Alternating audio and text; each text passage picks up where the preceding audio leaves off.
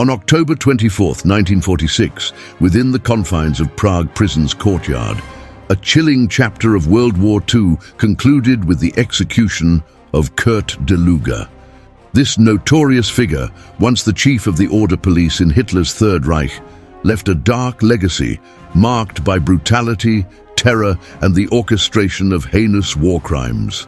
Today, we delve into the life of Kurt Daluege, tracing his journey from the Prussian army to the echelons of Nazi power, ultimately culminating in his execution for crimes against humanity. Kurt Daluege, born on September 15, 1897, ventured into obscurity during his early years. Little is known about his formative days. However, his trajectory took a pivotal turn when he joined the Prussian army as a young man, embarking on a journey that would be marked by both valor and infamy.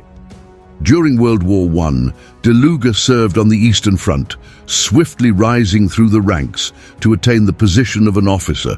His military exploits, however, were tempered by adversity as he sustained significant injuries to the shoulder and head. Despite these wounds, he garnered recognition for bravery and received decorations for his service. Post-war, Daluege transitioned into civilian life, finding work as an engineer. Yet, disillusioned with the state of post-war Germany, he sought refuge in radical ideologies, joining the Upper-Silesian self-defense and the Freikorps. These groups, comprised of World War I veterans, engaged in hostilities with Polish factions and expressed discontent with the Weimar Republic. It was during this tumultuous period that Adolf Hitler began to ascend, delivering impassioned speeches for the Nazi Party. In 1923, Kurt Daluege officially joined the Nazi ranks, aligning himself with the burgeoning ideology that would reshape the course of history. His allegiance to the party persisted even after the failed Munich Putsch, showcasing a resilience that would define his future role within the Nazi apparatus. In the turbulent aftermath of the failed Munich Putsch in 1923, Kurt Daluege remained undeterred in his commitment to the Nazi cause. Officially joining the Nazi Party during this period, he weathered the challenges that followed and solidified his allegiance to Adolf Hitler's burgeoning movement. Initially part of the SA Sturmabteilung, or Storm Detachment, Daluege navigated the factional strife that emerged after the Night of the Long Knives in 1934. The SA, once a potent force, faced internal purges, and Daluege found himself at the crossroads. Advised to shift allegiance to the SS Schutzstaffel, he embraced the council, ultimately escaping the sweeping purge that claimed many SA leaders. Daluge's prominence grew within the Nazi hierarchy, and by 1926, he assumed leadership of the SA detachments in Berlin. His reliability and inside knowledge of the internal workings of the Nazi apparatus positioned him as a trusted figure, both by Hitler and Heinrich Himmler. As Hitler's influence surged, Daluege played a vital role in defending Berlin's Nazi Party headquarters during critical moments. Hitler himself acknowledged and celebrated Daluge's efforts, emphasizing the significance of loyalty within the SS. Daluge's trajectory continued upward as he rose to control the northern units of the SS, aligning himself with Himmler, who would eventually become one of the most powerful figures in Germany. Daluge's involvement with the Nazi Party wasn't without its challenges, as he navigated hostilities between the SA and the SS. However, his adaptability and ruthless commitment to the cause solidified his position within the Nazi power structure. The Night of the Long Knives marked a turning point, and Daluege emerged from the turmoil with increased influence, contributing to the ideological alignment of the police force with Nazi principles. Around 1939, Kurt Daluege reached the zenith of his power when Heinrich Himmler appointed him as the chief of the Orpo, Order Police. This position granted Daluege control over approximately 120,000 police officers, a force instrumental in enforcing Nazi ideology across the territories under the Third Reich's control. As the Second World War unfolded, Daluege's authority extended over a substantial police force, many of whom embraced violent and brutal methods to suppress dissent and maintain submission to the Nazi regime. His leadership role positioned him at the forefront of some of the most heinous war crimes committed during the conflict. In Czechoslovakia, Daluege's brutality reached its peak following the assassination of Reinhard Heydrich, the Reich protector of Bohemia and Moravia. Daluege assumed the role of deputy protector in 1942, triggering a state of emergency and a brutal crackdown on perceived dissidents.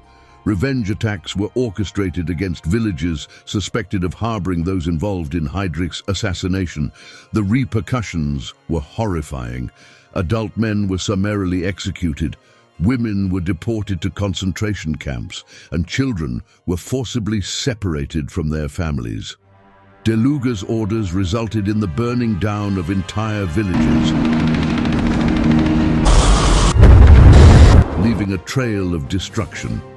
Notable atrocities occurred in the villages of Lidice and Ležáky.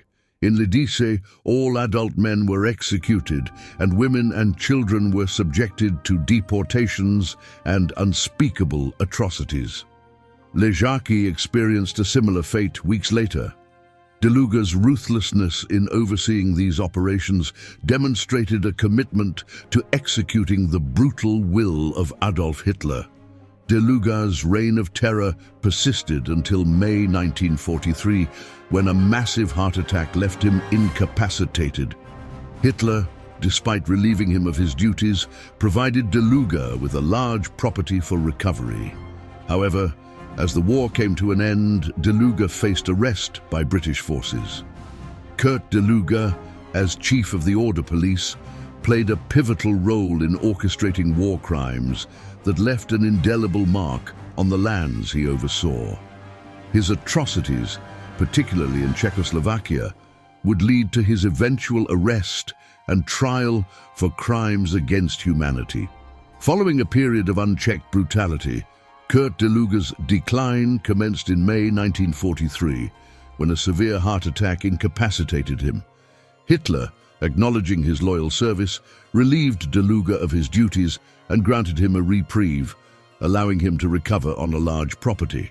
Despite this respite, the tide had turned for the man who had orchestrated heinous war crimes. As the Second World War concluded, British forces arrested Daluege.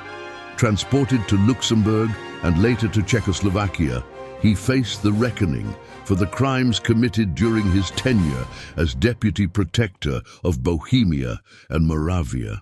Kurt Daluege, a figure of infamy within the Nazi regime, stood trial for his role in perpetrating unspeakable atrocities.